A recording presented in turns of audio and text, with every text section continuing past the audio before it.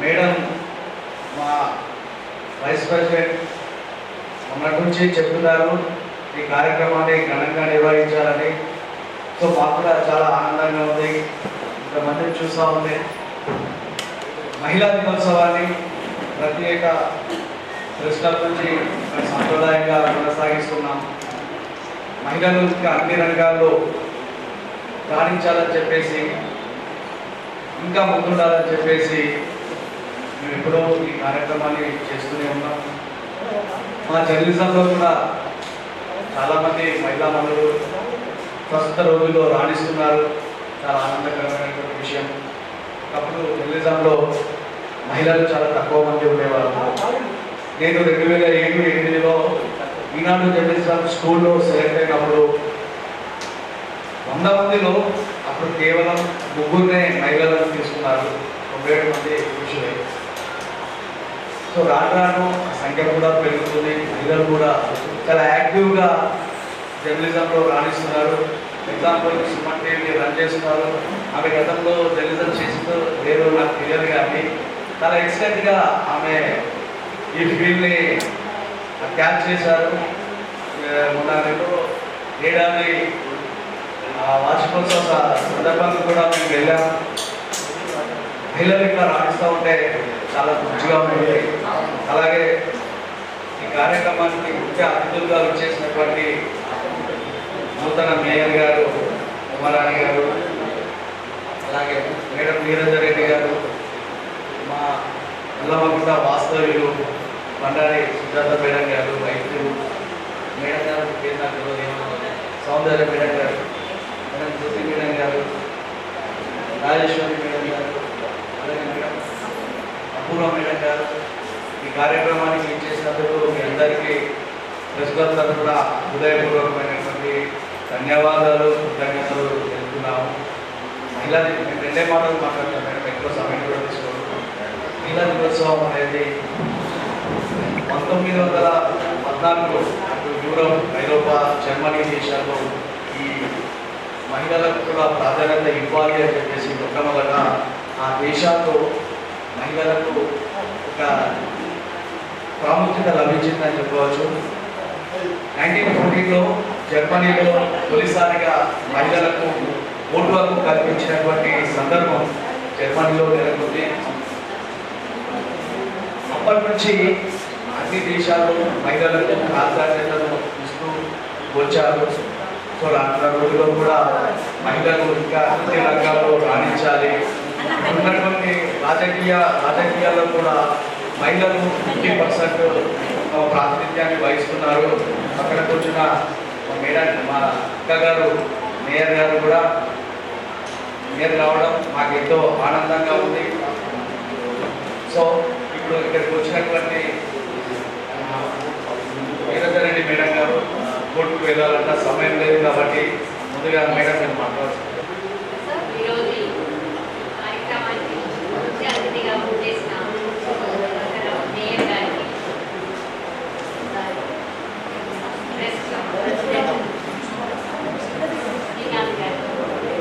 నేను రీసెంట్గా పీటీగా అపాయింట్ అయినందుకు కోర్టులో కేసెస్ ఉన్నాయి, తొందరగా వెళ్ళాలి అంటే ఈ అవకాశాన్ని ఇస్తున్నాను.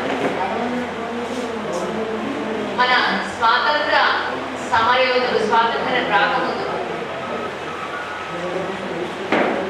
ఉద్యమాలలో, అలాగే రిఫార్మ్స్ వీరేశలింగం పంతులు గారు కానీ ఇలాంటి ఉద్యమాలలో టెక్నాలజీ లేని సమయంలో కలం పట్టి ప్రజలను చైతన్యం చేసి సమాజంలో మార్పు తీసుకువచ్చి ఆ సత్తా ఒక జర్నలిజంకి, అటువంటి జర్నలిస్టుల మధ్య ఈరోజు ఈ కార్యక్రమానికి వచ్చి నన్ను ఆహ్వానించినందుకు ఇట్స్ మై ప్రివిలేజ్. నేను చాలా గర్వంగా ఫీల్ అవుతున్నాను ఈ మేధావుల మధ్య రాణించినందుకు. అంటే మహిళలు టైంలోనే అంత మార్పు తీసుకురాగలిగినప్పుడు ఈ నేటి సమాజంలో టెక్నాలజీ పెరిగింది, యూట్యూబ్స్ వచ్చినాయి, దూరదర్శన్ యాంకర్స్గా మహిళలు రాణించారు. యూట్యూబ్లలో ఈరోజు సోషల్ మీడియా ఎంత ఉన్నప్పటికీ కూడా కలంతో జర్నలిజం రాయడం అది వారి సమర్థత నిరూపిస్తుంది. ఈ మార్పు అనేది నేను లాస్ట్ మంత్ పేపర్లో చూశాను. ప్రొఫెషనల్ కోర్సులలో మహిళలు ఏటా పెరుగుతుందని, మహిళలు అంటే పురుషుల కంటే మగవాళ్ళ కంటే మహిళల నమోదు ప్రొఫెషనల్ కోర్సులో నమోదు అవ్వడం ఏటా పెరుగుతుంది. ఆ ప్రొఫెషనల్ కోర్సులో అంటే ఇది చాలా శుభసూచకం. దీనికి కేంద్ర ప్రభుత్వం, మన కేంద్ర ప్రభుత్వము ప్రతి జిల్లాకు ఒక మహిళా హాస్టల్ని నిర్మించాలని బడ్జెట్లో అయితే కుటుంబం బాగుంటుంది, సమాజం బాగుంటుంది, దేశం బాగుంటుంది. చాలా మంది చూసుకుంటే మన జర్నలిజంలో స్త్రీలు వాళ్ళు తచ్చుకుంటే, అంటే మగవాళ్ళు చేయలేదని కాదు, ఏదైనా ఒక సమస్య స్త్రీలకు ఏదైనా సమస్య వస్తే స్త్రీ తొందరగా అర్థం చేసుకోగలుగుతుంది, ఆ సమస్యకు తొందరగా స్పందించగలుగుతుంది. కాబట్టి స్త్రీలు ఈ మహిళ విద్యావంతురాలు అయితే ఏంటంటే తను సమాజంలో కానీ చట్టాలపైన అవగాహన కల్పించి, చట్టాలు చాలా ఉన్నాయి, చాలా మందికి దీని గురించి అవగాహన లేదు. అంటే అమ్మాయి పుట్టిన దగ్గర నుంచి సీనియర్ సిటిజన్ అయిన వరకు ప్రతి దశలో చట్టం ఉంది. అమ్మాయి గర్భిణీ కట్టులో పడ్డప్పుడు ఆ అమ్మాయిని తెలిసి ఆ అమ్మాయి అబార్షన్ చేయించడం అది చట్టరీత్యాని. ఆ తర్వాత చిన్న వయసులో పెరుగుతున్నప్పుడు బాక్సో చట్టం ఉంది. ఎవరైనా గుడ్ టచ్ బ్యాడ్ టచ్ పిల్లల్ని అత్యాచారానికి గురి చేస్తే దానికో చట్టం ఉంది. ఆ పిల్లలు పెరిగిన తర్వాత చైల్డ్ మ్యారేజ్, బాల్య వివాహానికి ఒక చట్టం ఉంది. ఎప్పుడు మన రాజ్యాంగం స్త్రీలను కాపాడుతూనే వస్తుంది, స్త్రీలను కానీ పిల్లల్ని కానీ కాపాడుతూ వస్తుంది. ఆ తర్వాత తీసుకుంటే కాలేజీలోకి వెళ్తే ర్యాగింగ్, అక్కడ కూడా ఒక చట్టం ఉంది, దానికి కూడా శిక్షలు ఉన్నాయి. ఆ కాలేజ్ తర్వాత పెళ్ళిళ్ళు చేస్తే ఆ పెళ్ళిళ్ళకి కూడా వరకట్న నిషేధ చట్టం ఉంది. తర్వాత పెళ్ళైన తర్వాత ఏదైనా హింస గురి అయితే గృహహింస చట్టం ఉంది. ఉద్యోగాలు చేసే మహిళలకి ఆఫీసులలో పనిచేసే చోట ఎక్కడైనా ఎలాంటి వేధింపులకు గురైతే వాస్ చట్టం ఉంది. మ్యారేజ్ రిజిస్ట్రేషన్ చట్టం ఉంది. పెళ్ళై ఎక్కడన్నా గుళ్ళో పెళ్లి చేసుకొని దానికి పెళ్ళైన తర్వాత పెళ్లి ఫోటోస్ మాయం చేసి మనకి పెళ్లి కాలేదు అంటే మనకి ఎటువంటి సాక్ష్యం ఉండదు. సో అట్లాంటప్పుడు తప్పని పరిస్థితులు, తప్పనిసరిగా మ్యారేజ్ రిజిస్ట్రేషన్ చేసుకోవాలి. రిజిస్ట్రేషన్ చేసుకుంటే అది సాక్ష్యానికి కూడా కోర్టులో పనికొస్తుంది, అన్నిటికీ ఆ సాక్ష్యం అనేది కాదు. సో అదొక మ్యారేజ్ రిజిస్ట్రేషన్ చట్టం ఉంది. ఆ తర్వాత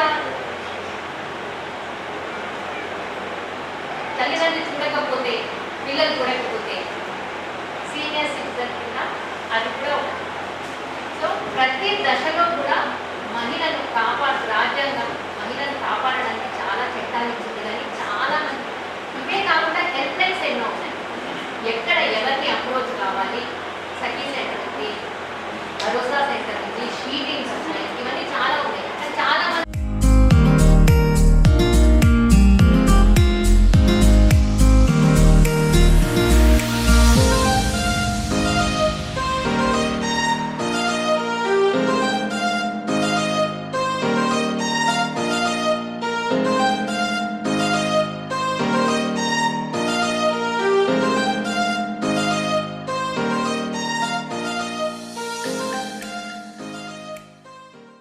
మరియు నా గురించి చెప్పాలంటే మీడియా వాళ్ళు చాలా నాకు నా జీవితాన్ని నేను ఫస్ట్ వచ్చినట్టు నుంచి ఇప్పటి వరకు కూడా చాలా కష్టపడి పైకి వచ్చాను. స్నేహం సైడ్లో నేను ప్రిన్సిపల్గా ఈరోజు ఎదిగాను.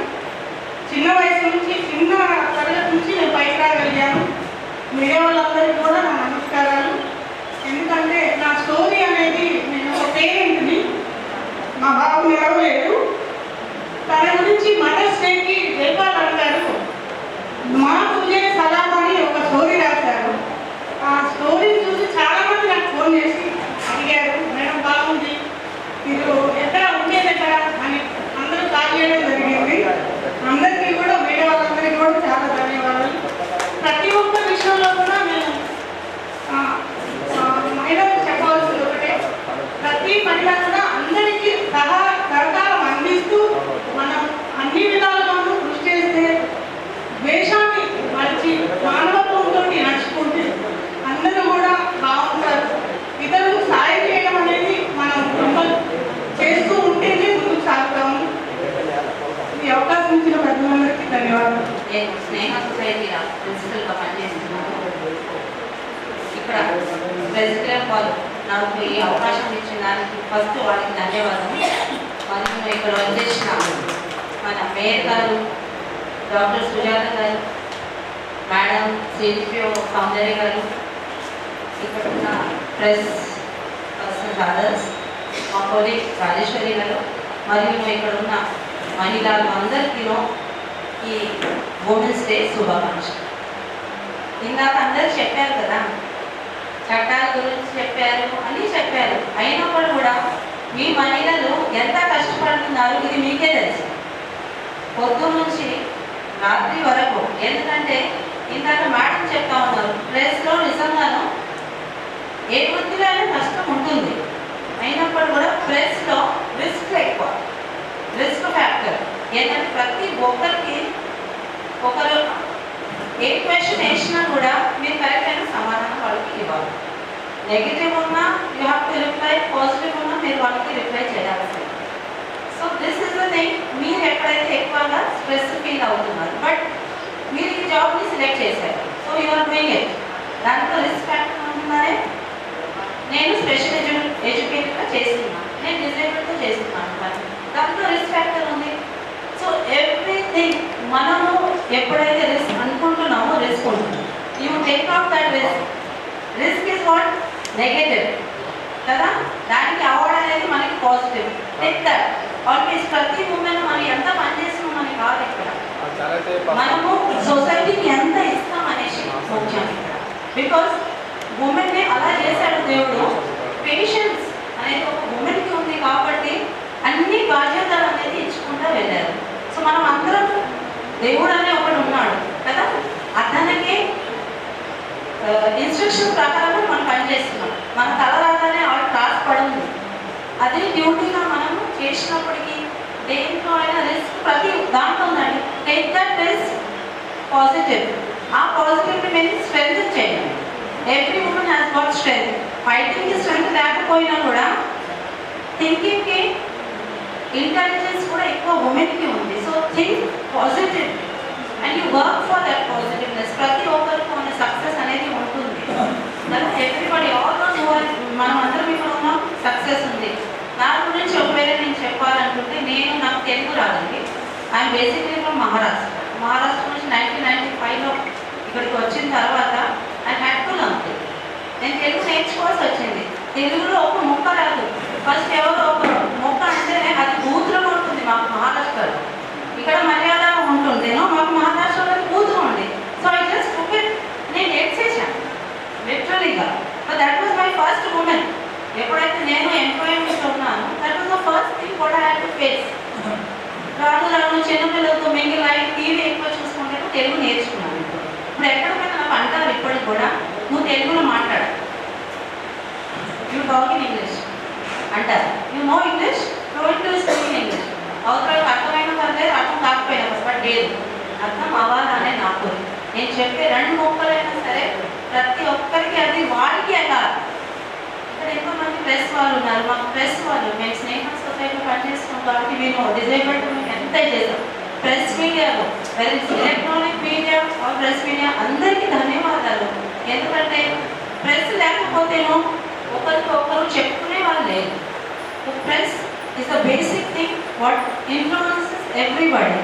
So only one thing what I want to say, what ever strength మీలో ఉంది, ప్రతి ఒక్కరు ఆ స్ట్రెంత్ని మీరు ఇంకా ఎంఫసైజ్ చేసుకోండి.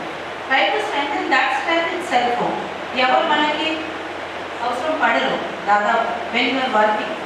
అందరూ ఒకటే అనేది ఏంటంటే ఇప్పుడు యాడ్ టు ద ఎకనామిక్ అంటే ఫైనాన్స్. మనం ప్రతి ఒక్కరికి పని చేస్తున్నాం ఎందుకు, మన ఇంట్లో మనం ఎంత కొంత ఫైనాన్స్ని యాడ్ చేసుకోవాలి కదా.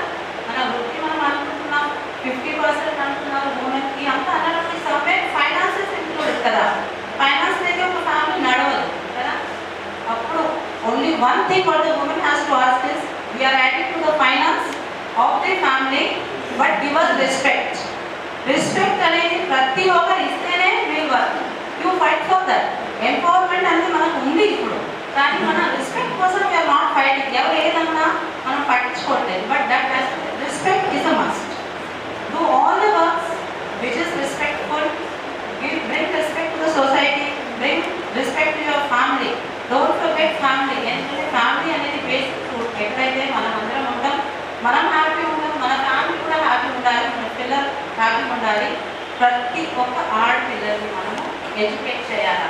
మన ఇంట్లోనే కాకుండా పక్క ఇంట్లో అయినా సరే ఎవరైతే ఎడ్యుకేటెడ్ లేరు 10, 11, 12 ఏళ్ళ అప్పుడు చిన్నపిల్లలు ఉన్నప్పుడు వాళ్ళు స్కూల్లో పంపుకుంటూ ఉన్నారు. అలాంటి అందరినీ మనం మోటివేట్ చేస్తేనే స్కూల్ కోసం. School is a basic unit. మనకి ఇక్కడ ఎందుకంటే ఎడ్యుకేషన్ లేకపోతే మహిళ సాధికారత అనేది లేదు. So education is a must, work is a must. మరి ఈ అవకాశం ఇచ్చిన దానికి నాకు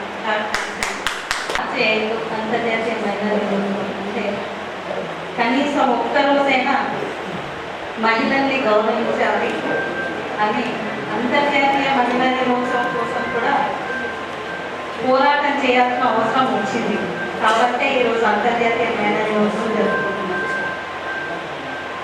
ఈ అంతర్జాతీయ మహిళా దినోత్సవ సందర్భంగా చాలామంది చాలా విషయాలు చెప్పారు. ముఖ్యంగా ఎంత ప్రతి రంగంలో ముందుకు వెళ్ళినా కూడా ఎక్కడో ఒక దగ్గర అణిచివేతకు గురవుతున్న సందర్భాలు అనేకం చూస్తాం. ప్రతి రంగంలో ప్రెస్లో చాలా రిస్క్ ఉంటుంది అని ఇందాక మా అమ్మ చెప్పారు.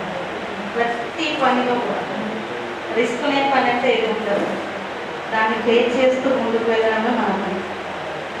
360 రోజులు మగవారితో సమానంగా మనల్ని కూడా గౌరవించాలి అనే కోరిక ఉంటే సరిపోదు. దానికోసం కూడా మళ్ళీ పోరాటం చేయవలసిన అవసరం ఉంది అనిపించింది నాకైతే.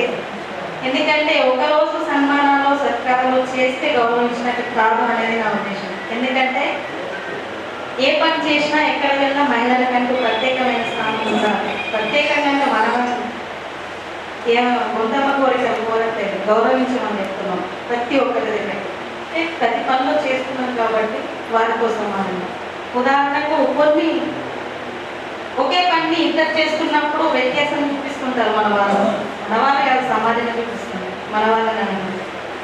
ఏంటి ఒక ఫెస్టివల్ గురించి నాకు ఐడియా లేదు, కానీ ఒక టీచర్స్ కానీ ఇంకా కూలి పనులు కానీ ఇక్కడైనా స్త్రీ పురుషులు ఇద్దరు కూడా పని చేసుకున్నప్పుడు మగవారికి ఎక్కువగా ఉంటుంది, అది జీతం కానీ లేదంటే కూలి కానీ.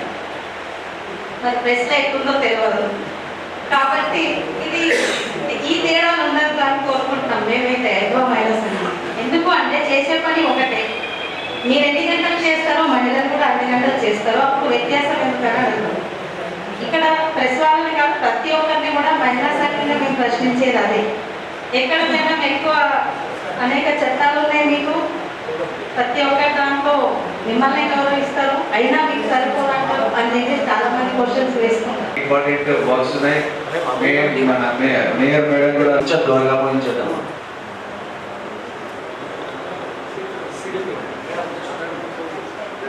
వేదికపై ఉన్న ప్రెస్ క్లబ్ ప్రెసిడెంట్ వికాస్ గారికి, మేయర్ మేడం గారికి, అలాగే చాలా వరకు తేడా ఉంది. ఒకప్పుడు మహిళ తన కళలను మొత్తం త్యాగం చేసి అంటే కళలను చంపుకొని కుటుంబం కోసం పనిచేస్తూ వచ్చింది. కానీ నేటి మహిళ మాత్రం ప్రతి ఒక్కటి తన కళలను సాకారం చేసుకుంటూ కుటుంబ బాధ్యతను కూడా రెండింటి సమానంగా నిర్వహిస్తుంది. అప్పటికి ఇప్పటికి చాలా తేడాలు వచ్చాయి. అండ్ ప్రజెంట్ జనరేషన్లో కుటుంబ బాధ్యతను ఎట్ ఏ టైం మన ఉద్యోగాలను లేకపోతే ఇతర రంగంలో కానీ ఏదైనా సరే ఈక్వల్గా రాణిస్తూ వస్తున్నారు.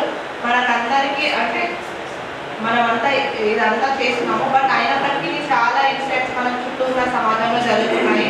ప్రతి ఒక్కరు కూడా బాధ్యతాయుతంగా అంటే మన సమాజ స్థాపన కోసం ప్రతి ఒక్కరు కుటుంబంలో ఉన్న పిల్లలకు చిన్నప్పటి నుంచే మంచి విలువల్ని మనం నేర్పించి మన సమాజం మంచిగా ఉండే విధంగా చూసుకోవాలి. సమాజంలో జరిగే ఏ ఇన్సిడెంట్ అయినా రిఫ్లెక్ట్ చేసే అవకాశం కేవలం జర్నలిజానికే ఉంది. మన సమాజంలో ఉన్న చుట్టూ ఉన్న సమస్యల్ని మరింతగా ఇంకా ఫోకస్ చేస్తూ ఎక్కడైతే ప్రాబ్లమేటిక్గా ఉందో అక్కడ మార్పు చేసే విధంగా మనం అందరం మరింత ప్రయత్నం చేయాలని కోరుకుంటున్నాను. నాకు ఈ అవకాశం ఇచ్చినందుకు ధన్యవాదాలు. నగర శ్రీమతి ఉమారాణి గారికి, గౌరవ అతిథులుగా చేసిన జ్యోతి గారికి, సౌందర్య గారికి, సభా అధ్యక్షులు ప్రెస్ క్లబ్ అధ్యక్షులు పంచారెడ్డి శ్రీకాంత్ గారికి, సుజాత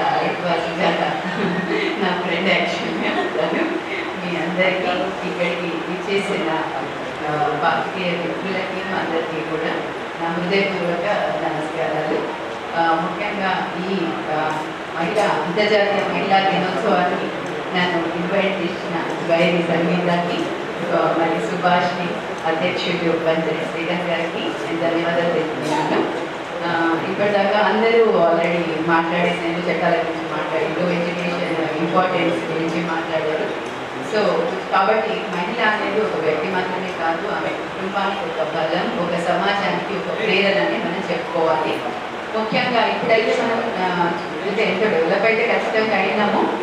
కాబట్టి ఎంతో మంది ఎన్నో రంగాలలో రకరకాల రంగాలు మనం చూస్తూనే ఉన్నాము. మన స్టేజ్ మీదనే ఉన్నారు, రాజకీయాల్లో కానివ్వండి, మేడం గారు, మేయర్ మేడం గారు ఉన్నట్టుగా, మళ్ళీ మన జిల్లా కలెక్టర్ అంటే జిల్లాలోనే చాలా మంది పెద్ద పెద్ద ఉన్నత పదవులలో కూడా మన మహిళలు ఉన్నారు. మన గౌరవనీయులైన జిల్లా కలెక్టర్ గారు ఇలా త్రిపాఠి గారు కావచ్చు, లేదా జడ్జి గారు, గౌరవనీయ జడ్జి గారు భారత్ లక్ష్మి గారు ఉన్నారు.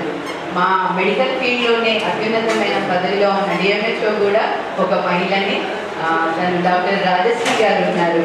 ఇంకా మా నోగా సొసైటీ నుంచి అంటే ఒక గైనకాలజిస్ట్ డాక్టర్ కవితారెడ్డి గారు స్టేట్ లెవెల్లో ఐఎంఏలోని ఒక అధ్యక్ష పదవిలో ఉన్నారు. అంటే వీళ్ళంతా కూడా మనకు ఇంత పెద్ద ఉన్నత స్థాయిలో చేరడానికి అది ఒకరోజు కృషి అయ్యుండదు.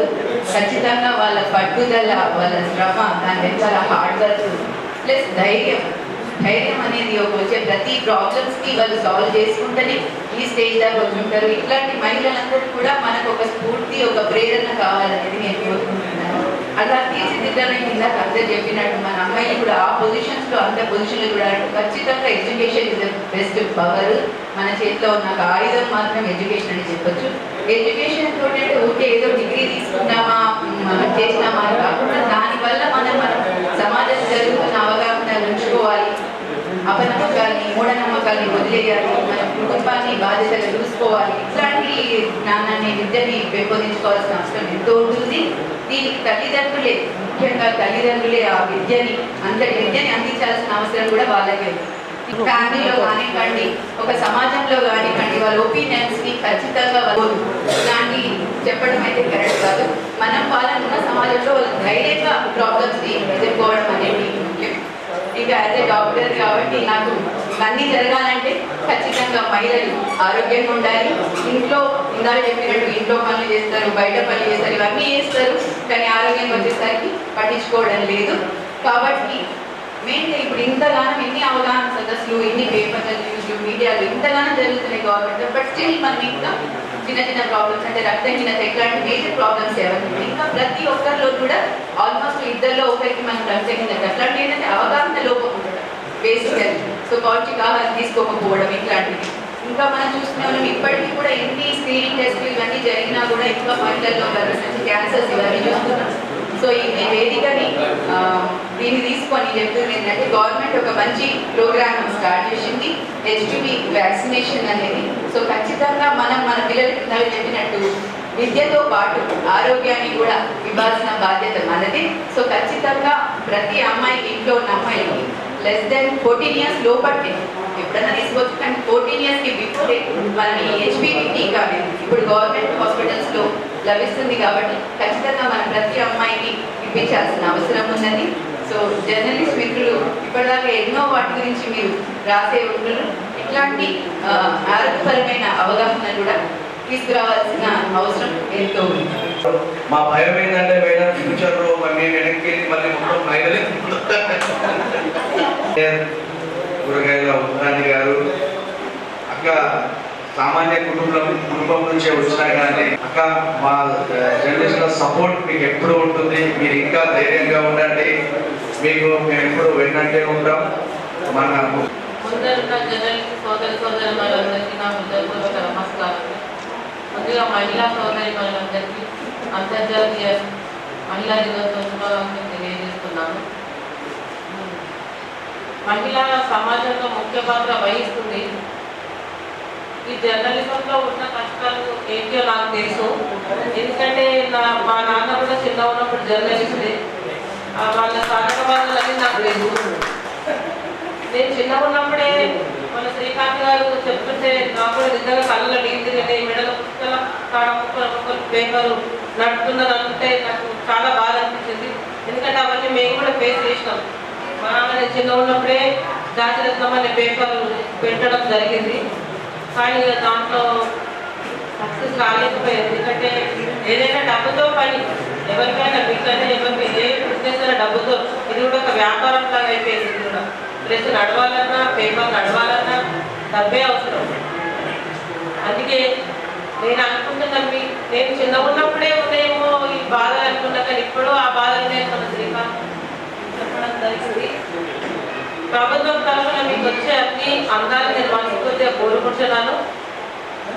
మహిళలు ఇంతవరకు జర్నలిస్టు శ్రీకాంత్ చెప్పినట్టు మేము అప్పుడు 100 మందిలో 97 మంది ఎన్నికైనా, అలాగే అలా కాకుండా ముగ్గురు కాకుండా ఇంకా ముందుకు రావాలి జర్నలిస్టులు, మహిళా జర్నలిస్టులు రావాలి అని నేను అనుకుంటున్నా. ఎందుకంటే సమాజంలో మహిళకు గుర్తింపు అంటున్నారు, కానీ నేను నిన్న మధ్యతరగతి మహిళ నేను బయటకు వచ్చింది ఇప్పుడే కొత్తగా. ఎక్కడ చూసినా మనకు తోసేయడమే ఉంది తప్ప అక్కడే గుర్తింపు కావాలి. మనకు వాళ్ళు ముందుకు గుర్తించాలి. ఒక మహిళ వస్తుంది అంటే కొంచెం రెస్పెక్ట్ ఇచ్చి అరే అని ముందుకు పంపించాలి. అది మీ జర్నలిస్ట్ సోదరులనే సాధ్యమైందని నేను అనుకుంటున్నా. మీరే మొదలు పెట్టాలి. ముందు మీరు రెస్పెక్ట్ ఇస్తుంటేనే మిమ్మల్ని చూసి ఆదర్శం ఇంకొకరు రెస్పెక్ట్ ఇస్తారని నేను అనుకుంటున్నా. నాకు అవకాశం ఇచ్చినందుకు మన ఎలక్షన్లో అయినా ఎన్నికల్లో ప్రమాణ స్వీకారం చేసిన ప్రెస్ సోదరులందరికీ మరొకసారి శుభాకాంక్షలు తెలియజేస్తూ నాకు ఈ అవకాశం ఇచ్చిన అందరికీ ధన్యవాదాలు తెలుపుతున్నానన్నా.